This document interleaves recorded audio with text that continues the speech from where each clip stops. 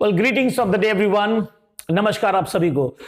बहुत बच्चों की रिक्वेस्ट आई है कमेंट्स में कि भाई विंटर वोकैबुलरी पढ़ाइए, जाड़े से संबंधित वर्ड्स पढ़ाइए, क्योंकि जाड़ा तो चल ही रहा है, आप सभी को मालूम है।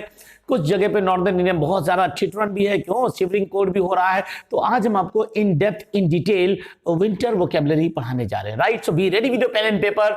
अगर आप चाहें तो स्क्रीनशॉट ले लीजिए, वरना पेन एंड पेपर लेके भी बैठ सकते हो। और कोई भी वर्ड जो आपको लगे कि ये तो नया है मेरे लिए, this is something new for me, तो प्लीज उसको नोट डाउन करिए, याद करिए और उन लोगों के साथ उसका इस्तेमाल भी करिए, यूज भी करिए। तो पहला शब्द आज आपको सेंटेंस के रूप में मैं पढ़ाऊंगा, कोई वोकैबुलरी नहीं बताऊंगा, क्योंकि बहुत बार क्या होता है कि जब मैं आपको वोकैबुलरी पढ़ाता हूं तो शायद आप सेंटेंस मेकिंग नहीं कर पाते। सो वोकैबुलरी भी पढ़ाऊंगा और सेंटेंस भी आपको साथ साथ में दूंगा, जिससे कि आपको डुअल बेनिफिट होने जा रहा है, राइट। अब जैसे आपको बोलना है कि अब सर्दी आ रही है, शुरुआत तो यहीं से होता है ना, सर्दी आ रही है। देखिए ठंड का मौसम आ रहा है, आने के लिए वैसे तो आपको मालूम है ना कम लगता है, लेकिन यहां पे अगर कोई मौसम की बात करें तो ना विंटर इज कमिंग, ये गलत हो जाएगा। आपको बोलना पड़ेगा विंटर इज अप्रोचिंग नाउ, या आप बोल सकते हैं winter is advancing now, right. आप दोनों में से कोई भी शब्द बोल सकते हैं, एडवांस या अप्रोच। अगले सेंटेंस की तरफ चलते हैं। अगर आपको कहना अब थोड़ी बहुत सुबह शाम ठंड होने लगी, जब शुरुआत में जाड़ा आता है ना तो थोड़ी बहुत सुबह शाम पहले ठंड होती है, तो इसको कैसे बोलेंगे? The days and the nights are getting cooler now. कैसे बोलेंगे? The days and the nights are getting cooler now, right. सुबह शाम थोड़ी बहुत ठंड होने लगी है। अब देखिए आप ये कभी कभार बोलते हैं ना कि बाहर ठंडी हवा चल रही है, बाहर ठंडी हवा चल रही है। जब हवा चलने की बात हो, हवा में थोड़ी सी स्पीड हो, एक अपनी एक वेलोसिटी के साथ आए, तो आप एयर शब्द का इस्तेमाल करेंगे, या तो ब्रीज का करते हैं या विंड का करते हैं। ब्रीज जेंटल फ्लो जब हवा में होता है, बहुत बहुत तेज नहीं होगा, एक तूफान जैसा आ जाए, आधी आ जाए, तब आप ब्रीज शब्द का इस्तेमाल करेंगे, एयर का नहीं। और विंड तो तब जब बहुत वेलोसिटी के साथ आता है, जैसे तूफान आया, स्टॉर्म आया, तो वहां पर आप विंड का इस्तेमाल करेंगे। तो बाहर ठंडी हवा चली, कैसे बोलेंगे? The cool bridge is blowing across outside. The cool bridge is blowing across outside. अगले शब्द की तरफ चलते हैं। अगर आपको यह कहना है कि आज हवा में थोड़ी ठंड है, ठंड समझते ना, थोड़ा थोड़ा फील होने लगा आपको कि हवा में थोड़ी ठंड है, आप पुलोवर पहनते हैं, कुछ वुलन वियर पहनना शुरुआत करते हैं, mind you, there is a bit of nip in the air. क्या बोलेंगे? There is a bit of nip in the air, right. हवा में थोड़ी बहुत ठंड है, यहां पे एयर शब्द का आप इस्तेमाल कर सकते हो, क्योंकि एयर किसे कहते हैं? Air is the mixture of many gases, उसको एयर कहते हैं, लेकिन इसमें कोई स्पीड अपनी नहीं होती है। स्पीड है तो ब्रीज या विंड की तरफ आप जाइएगा, राइट। अब देखिए आपने कभी सुना है कि भाई इट्स कूल मॉर्निंग टुडे कि इट्स कोल्ड मॉर्निंग टुडे? मैं आपको पूछता हूं, बताइए जरा, कोल्ड मॉर्निंग बोलते हैं कि इट्स कूल मॉर्निंग बोलते हैं? क्या कहा आपने? कोल्ड। अच्छा, आप कह रहे हैं कूल। देखिए दोनों ही सही है, इट्स कूल मॉर्निंग टुडे और it's cold morning today. Cool माने भी ठंडा, कोल्ड माने तो बस भाई बेहद ठंडा। क्यों? कोल्ड मींस बेहद ठंडा। अब सवाल आता है कि कूल और कोल्ड में अंतर क्या है? कूल जो होती है वो ऐसी ठंडक होती है जो आपको कंफर्टेबल लगती है, that is pleasant to you. आपको थोड़ा थोड़ा सा सर्दी का एहसास होता है, लेकिन you feel refreshed with that whether. Cold क्या होता है साहब? इट इज अनप्लेजेंट, ये बहुत ज्यादा ठंडी होगी, आपको लगेगा कि रजाई के भी बाहर ना निकले, तब आप कोल्ड का इस्तेमाल करें। इसे कहते हैं ना ठंडा ठंडा, क्या कहा? Cool cool. हाँ, ठंडा ठंडा कूल कूल होता है, ठंडा ठंडा। कोल्ड कोल्ड कोई नहीं बोलता, क्योंकि इतना भी ठंडा नहीं होगा कि आप पी ही ना पाओ। तो अब देखिए इट्स अ कूल मॉर्निंग, ये तब बोलेंगे जब आपको ये कहना हो कि भाई हवा, मतलब आज जो है बढ़िया नदी ठंडी है, आपको लगता है कि मॉर्निंग स्ट्रोल में जाए, मॉर्निंग वॉक पे जाए, लेकिन कोल्ड मॉर्निंग में you don't want to go for any kind of walk in the morning, do you, right. अगले शब्द की तरफ बढ़ते हैं। अगर आपको यह कहना है कि भाई आज जाड़े में रातें लंबी और दिन छोटे हो जाते हैं, इसको कैसे बोलेंगे? जाड़े में रातें लंबी और दिन छोटे हो जाते हैं। The nights get longer and the days get shorter in winter. The nights get longer and the days get shorter in winter, right. ऐसा होता भी है। अब अगले सेंटेंस की तरफ चलते हैं। देखिए अगर आपको यह कहना है कि आज ठंड बहुत ज्यादा है, आज बहुत ज्यादा ठंड है, वैसे तो आप बोलते ना it is cold today, for example it is very cold today, लेकिन और भी क्या ग्लैमरस टूल्स हो सकते हैं जिससे आपकी इंग्लिश और ज्यादा मेस्मराइजिंग और ज्यादा मैग्नेटिक लगने लगे। आज हम आपको बहुत सारे तरीके सिखाने जा रहे हैं, घर बैठे आप बहुत सारी चीजें सीखने जा रहे हैं। तो मैंने कहा ना पेन पेपर के साथ तैयार रहिएगा, और ये शब्द अगर आप बोलने लगेंगे तो आप खुद ही पाएंगे कि आपकी इंग्लिश में थोड़ा सा चार्म आया है, थोड़ा सा एक ऐसा टच आया जो कि that can influence the others as well, right. तो शुरुआत करते हैं। It is cold today, it is very cold today. अगले शब्द पर चलते हैं।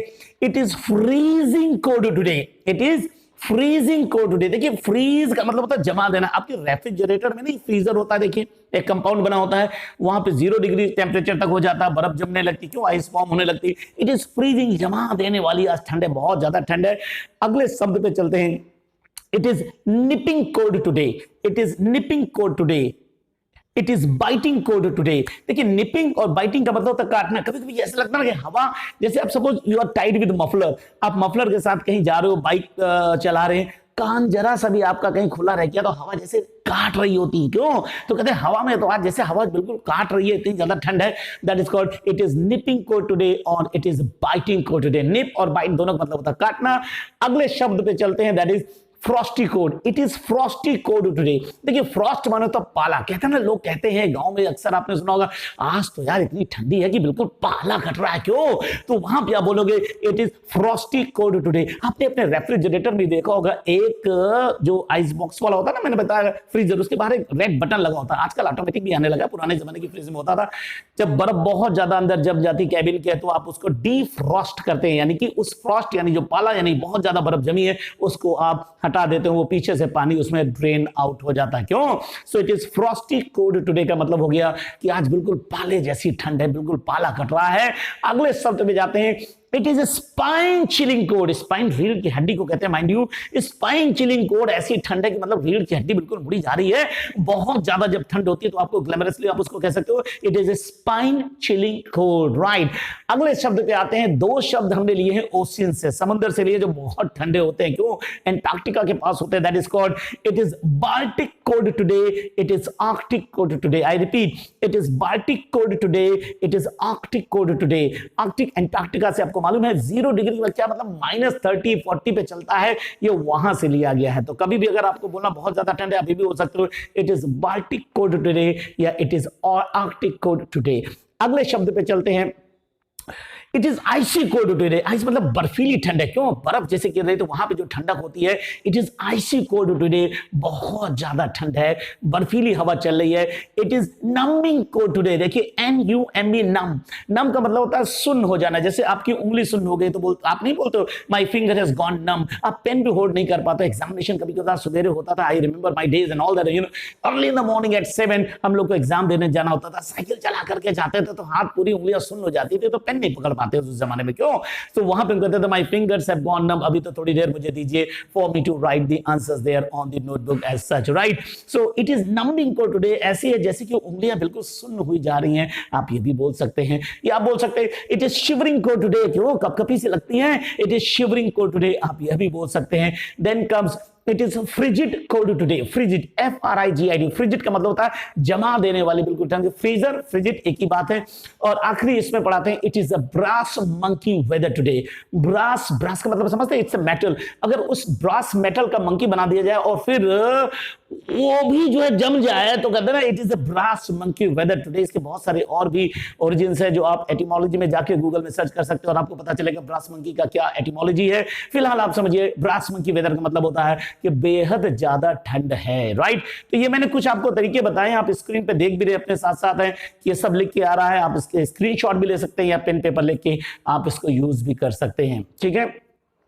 अगर आपको यह बोलना है कि बाहर शीत लहर चल रही है या बहुत ठंडी हवा चल रही है तो कैसे बोलेंगे, शीत लहर। आपने देखो शीत लहर में लोग मर भी जाते हैं बेचारे, unfortunately and all that, you no, गरीब लोग होते हैं, अंडर प्रिविलेज्ड लोग होते हैं, बेसहारा लोग होते हैं, बेघर को लोग, घर होमलेस लोग भी होते हैं जो बाहर ठंड के कारण से बेचारे मर जाते हैं शीत लहर के कारण से। तो बाहर शीत लहर चल रही, इसको बोलेंगे cold wave is blowing across. दूसरा तरीका है icy wind is blowing across. तीसरा तरीका है ओहो हो it's a chilly wind is blowing across. इन तीनों में से कोई भी आप इस्तेमाल कर सकते हैं, ठीक है। अगर आपको ये कहना आज मौसम में भैया बड़ी गलन है, आज मौसम में बहुत गलन है, तो गलन को इंग्लिश में क्या बोलेंगे, फ्रिजिडिटी। गलन को बोलते हैं फ्रिजिडिटी। आप स्क्रीन पे देखिए, it is frigidity in the weather today, it is frigidity in the weather today. या आप बोल सकते हैं it's frostiness in the weather today, it's frostiness in the weather today, right. फिर जाड़े में आपने देखा होगा टेम्परेचर में अचानक से गिरावट आती है। दिन का temperature might be you know there somewhere 20s में होगा, 21, 22, 23। रात में आते थे 2 डिग्री 3 डिग्री 1 डिग्री पे भी आ जाता, क्यों।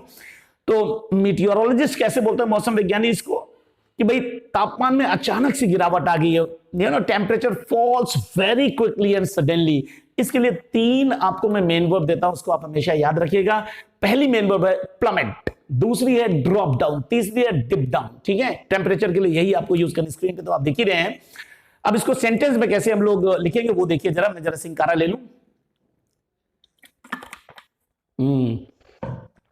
तो आज तापमान में भारी गिरावट आई है, इसको मौसम विभाग में कैसे बोला जाता है? क्यों? The temperature has plummeted today, the temperature has plummeted today. दूसरा होगा the temperature has dropped down today drastically, drop down today drastically, अचानक से बहुत ज्यादा गिरावट आ गई। या the temperature has dipped down today drastically. आप इन तीनों में से किसी का भी इस्तेमाल कर सकते हैं। अब देखिए, जाड़े में आपने कभी देखा धूप निकलती है और वो धूप हम लोगों को अच्छी भी लगती है, तो ऐसे वेदर को कहते हैं बामी वेदर। क्या कहते हैं? बाम लगाता है ना, balm balm balm, soothing balm जो होता है ना, दर्द को चोट से आपको आराम दिलाता है, तो बोलेंगे इट्स बामी वेदर का मतलब है ये वार्म है बट प्लेजेंटली वार्म है, आपको अच्छा लग रहा, आप धूप में ऐसा समय बिताना चाहते हो, love spending time out there in the sun in winter as such, right. आगे बढ़ते हैं, bleak weather, BLEAK, bleak weather, इसका मतलब होता है it is cold and unpleasant weather. Balmy क्या था? बामी वेदर था, ये प्लेजेंट था, लेकिन ब्लीक होगा, ये अनप्लेजेंट होगा, कोल्ड, बहुत ज्यादा ठंड पड़ती है भैया। इसमें तो you don't want to leave your quilt at all, you want to, you know, basking your hands there in the bonfire or maybe in the heat blowers, you may be arranging back at your home there, right। अगले शब्द की तरफ बढ़ते हैं। देखिए, अभी हमने थोड़ी देर पहले आपको यूज किया ना कि जब गांव में क्या होता है या शहर में भी क्या होता है, खुले इलाकों में आप कुछ लकड़ियां इकट्ठा करते हैं, है ना, you build some burnable sticks together और उनको जलाते हैं, तो अलाव जलाते हैं, अलाव तापते भी अब इस तरीके से। क्यों? तो सबसे पहले देखिए अलाव की इंग्लिश क्या होगी। आप स्क्रीन में देख पा रहे हैं, अलाव है, इसको बोलते हैं बॉन फायर। रॉन्ग नहीं भैया, बहुत तो बोलते हैं बोन फायर। अरे बोन मानो हड्डी होती भैया, बोन की कहां तुम फायर बना दो? क्यों? ये तो that happens at the crematorium at last when you depart finally from this mortal world called, you know. तो बॉनफायर समझ में आ गया? It is a large open fire that is made outside to burn unwanted things of a pleasure. अलाउ, ये जिसको बाहर हम लोग को जलाने के लिए भी आग लगा देते हैं, उसको हम लोग बॉनफायर कहते हैं। Let's read out this sentence. We spent a bonfire night out in the open in winter at Nainital to celebrate New Year on the night of 31st of December. क्यों? People moves around as well on that night as well. तो देखिए, bonfire वाली night होती है ना, रात में camping करते हैं नैनीताल या कहीं आप जाते हैं 31st नाइट को, और बहुत सारा एंजॉय भी करते हैं। That is called bonfire। तापने की इंग्लिश क्या होगी? देखिए, बास्क। तापने की इंग्लिश का, बॉनफायर को तापना है तो बास्क द बॉनफायर। क्या कहते हैं? बास्क द बॉनफायर, ये तापने की इंग्लिश होती है। आगे बढ़ते हैं, अगले शब्द की तरफ चलते हैं। Fire place. फायर प्लेस किसे कहते हैं? A place in a room where a fire burns for heating the room. आप कमरे को तापमान बढ़ाने के लिए, गर्म करने के लिए आग वाग जलाते हैं। क्यों? वार्मिंग ऑफ द बॉडी के लिए भी आप करते हैं, थोड़ा शरीर में गर्माहट जाए, और मे be cooking the food as well. ये हर्थ भी हो सकता है, HEARTH, हर्थ, चूल्हा चौका जिसको आप लोग कहते हैं ना, उस वहां पे भी आप फायर प्लेस करते हैं। तो वो स्थान कमरे का जहां आग को कमरे में गर्माहट लाने के लिए, खाना बनाने के लिए या तापने के लिए जलाया जाता है। Let's read a sentence here. We sat by the fireplace and warmed our hands. हम लोगों ने फायर प्लेस के बाद पास बैठ करके अपने हाथ को सेका या गर्माहट प्रदान किया, राइट। अगले शब्द पे चलते हैं। देखिए, जब बहुत जाड़ा पड़ता है, जैसे आप गुलमर्ग, सोनमर्ग, मनाली, शिमला वगैरह जाते हैं ना विंटर में, वहां तो इतना ज्यादा फ्रीजिंग कोल्ड होता है कि आप पूरा ऊपर से नीचे तक अपने आप बदन को ढक लेते हैं, या छोटे बच्चों को अक्सर हम लोग ढक लेते हैं बदन से, तो उसको इंग्लिश में क्या बोलेंगे? Bundle up yourself.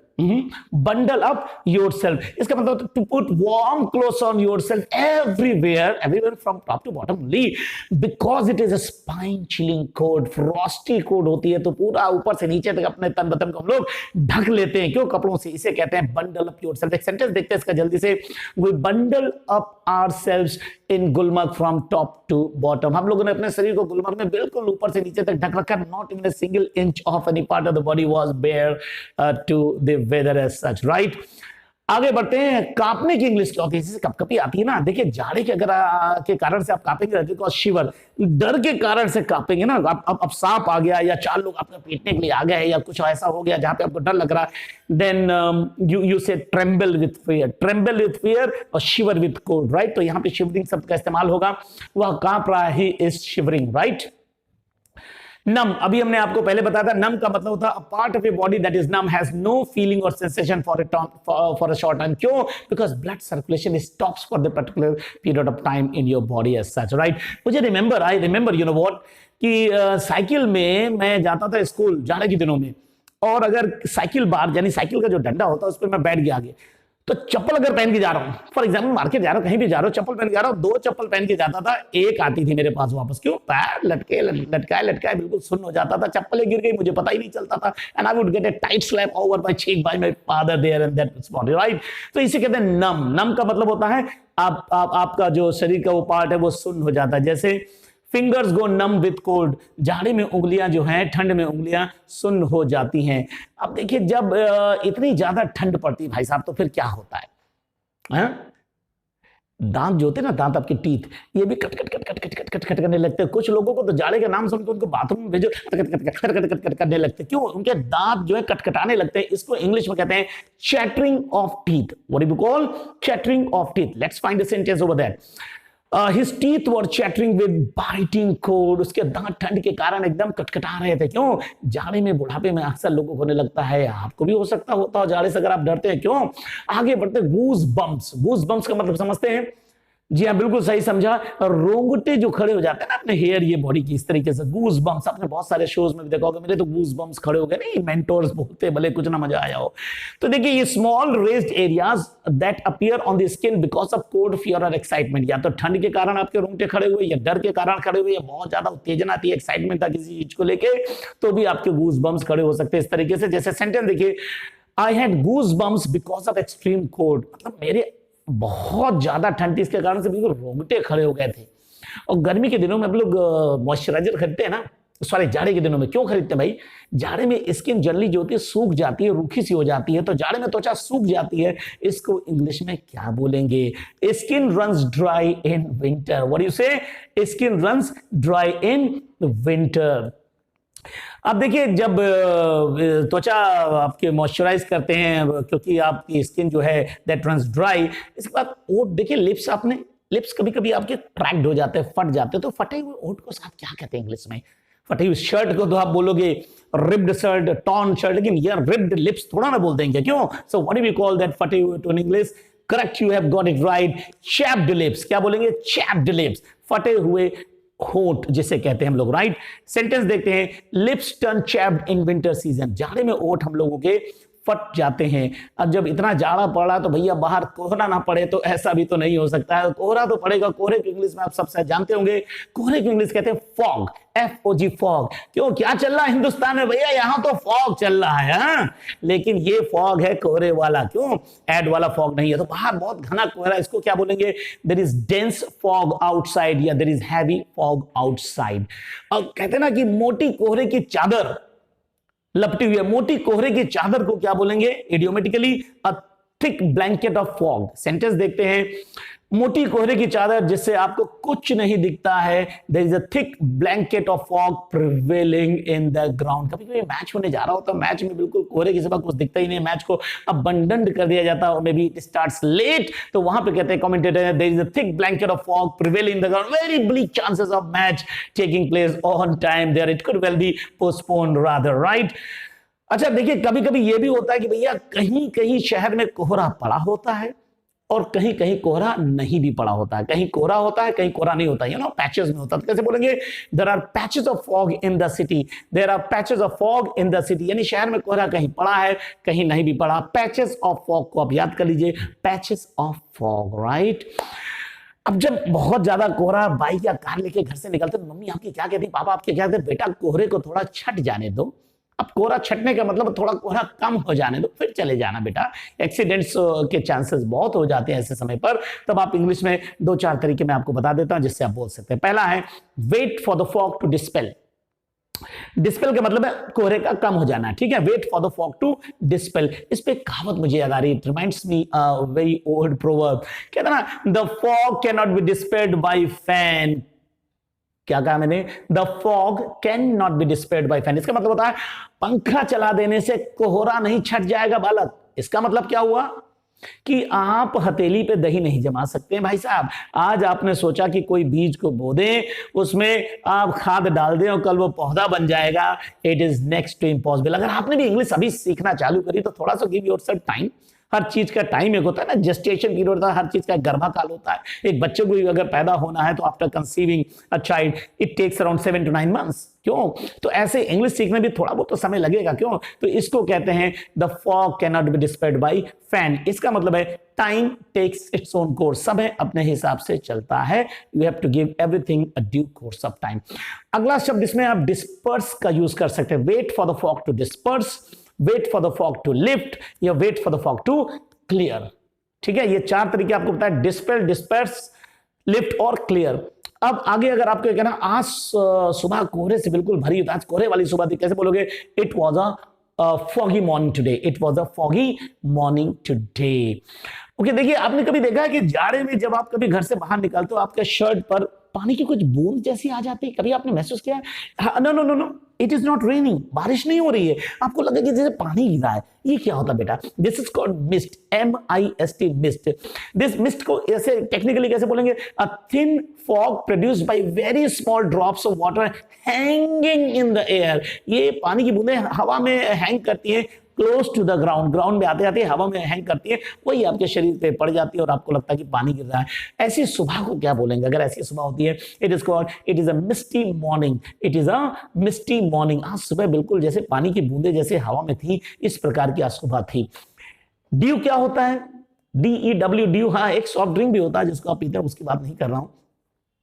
देखिए ड्यू जो होती है वो ग्राउंडेड होगी, जमीन पर होगी। Small drops of water that form on the ground, ये ग्राउंड पे ही फॉर्म होती है, स्पेशली ड्यूरिंग द नाइट, खासतौर से रात में होती हैं। जैसे in day night matches of cricket, team that wins the toss elects to bat first because of the dew factor in the late evening. देर शाम को ड्यू पड़ने लगती है ना, इस कारण से they decide to bowl late there in the innings as such. ठीक है, आगे बढ़ते हैं। स्मॉग किसे कहते हैं? SMOG, smog. स्मॉग ज्यादा टेक्निकल ना जाइए, एक धुंध होती है शहर में, आपको अक्सर देखेगी, इसमें बहुत सारा पोल्यूशन होता है भैया, पोल्यूटेड एयर ये होती है। It is a mixture of smoke, gases, chemical and fog. तो आपको लगता है 7-8 बजे बड़ी धुंध होती है, आप एयर मतलब मास्क वास्क भी हम लोग लगा के चलते, because it is infected one, right? इससे हम लोग को बचना चाहिए, हम लोग को सांस लेने में दिक्कत होता है, that is called smoke. So emissions of smoke from industrial factories is the main cause of smoke. Smoke का प्रमुख कारण क्या बच्चों? इंडस्ट्री से निकलने वाला हानिकारक धुआं जो होता है, उससे जो है आपको स्मॉग पैदा हो जाता है। इसीलिए स्मॉग कहां पे होता है मालूम है ना?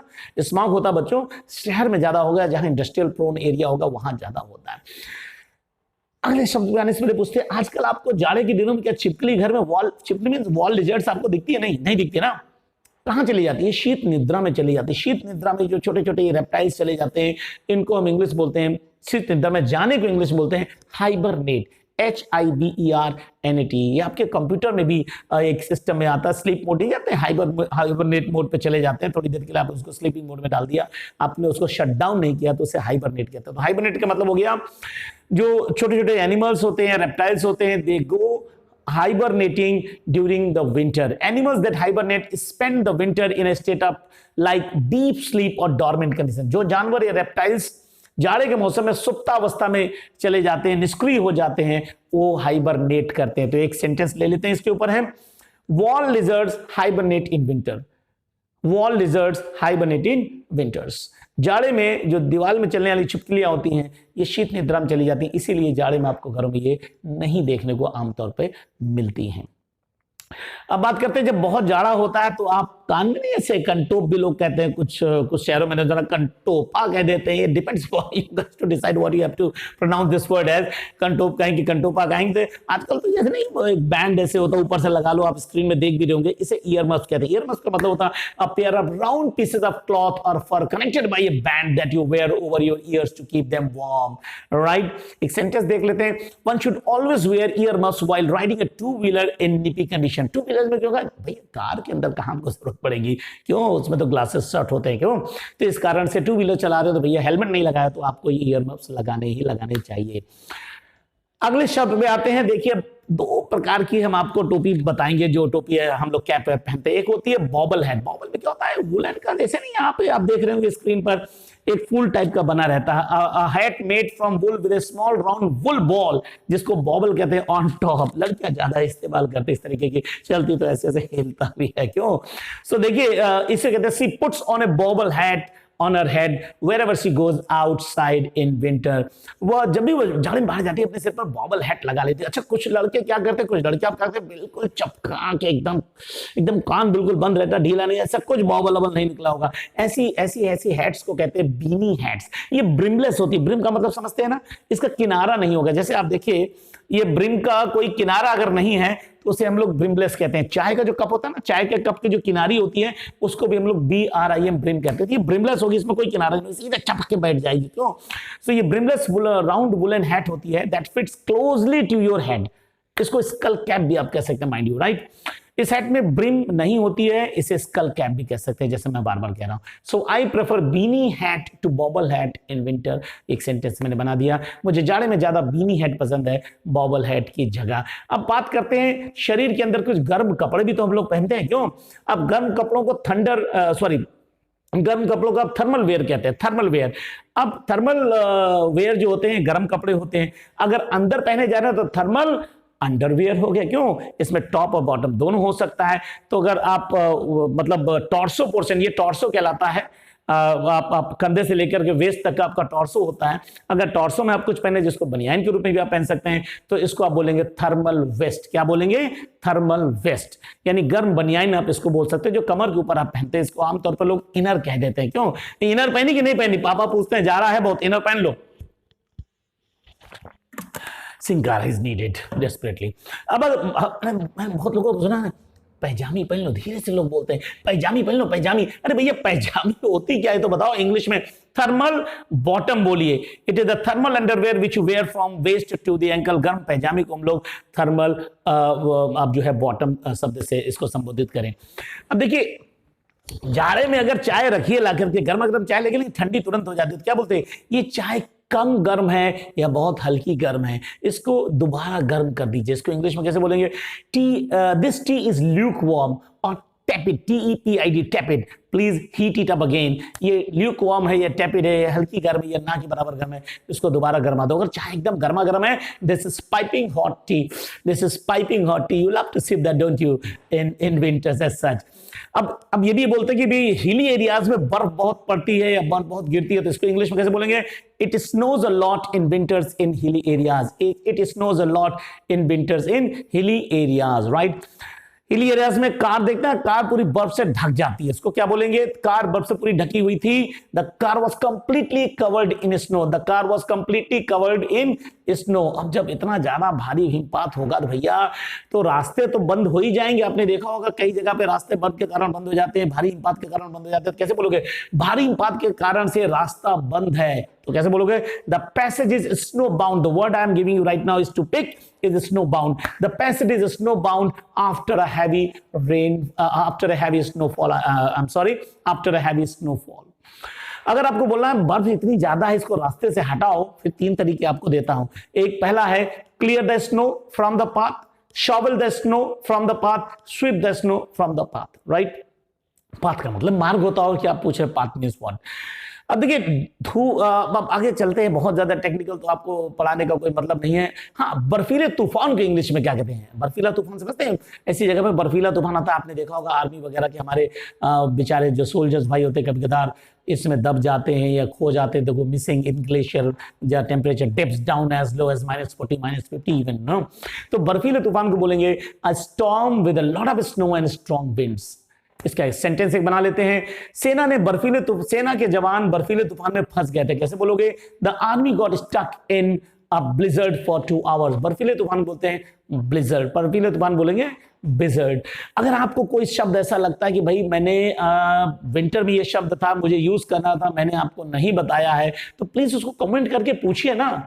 मैं सारे कमेंट्स को बहुत गंभीरता से पढ़ता हूं और जो भी मुझे लगता है कि कोई अच्छा सवाल किया गया है या वर्थ आंसरिंग है, मैं उसको जरूर आंसर करता हूं। तो आप मुझे कमेंट करने से बिल्कुल हेजिटेट मत करिए। आपको कुछ भी ऐसा शब्द लगता है कि अभी ये रह गया है, ये विंटर में नहीं कवर हुआ, पूछिए। और एक रिक्वेस्ट आप सबसे करेंगे बाद में, देखिए अगर आपको वीडियो समझ में आ रहा है, लगता है कि एक इंफॉर्मेटिव वीडियो है, अच्छा वीडियो है, मैंने आज इसमें बहुत कुछ नया सीखा है, तो व्हाई डोंट यू हेजिटेट? आप क्यों इतना टाइम लेते हैं? तुरंत जाइए, लाइक करिए भैया, एक लाइक तो बनता है ना, सब्सक्राइब करिए और शेयर भी करिए, इसमें आपका क्या जाता है। हाँ, तो चलिए अगले वीडियो में फिर मिलते हैं किसी नए टॉपिक के साथ। Till then goodbye and keep rollicking. Good bye.